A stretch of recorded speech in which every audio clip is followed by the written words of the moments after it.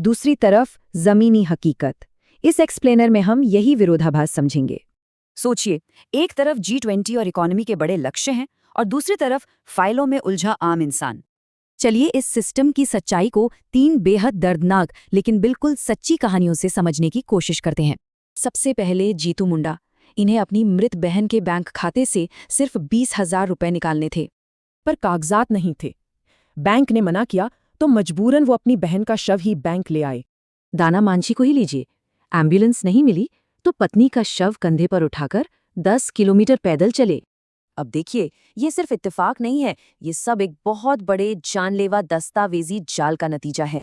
जैसे संतोषी कुमारी, आधार लिंक नहीं था और स्कूल बंद थे, राशन न मिलने से बच्ची भूख से मर गई।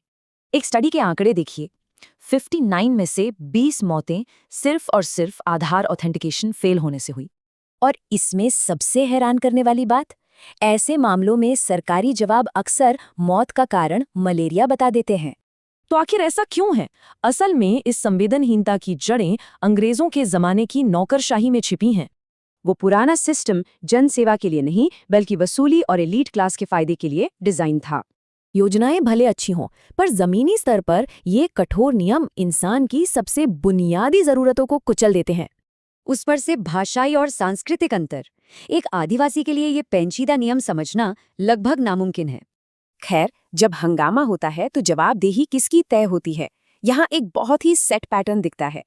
मीडिया रिपोर्टिंग के बाद छोटे कर्मचारी सस्पेंड हो जाते हैं, पर सिस्टम की बड़ी खामियों पर पर्दा पड़ जाता है।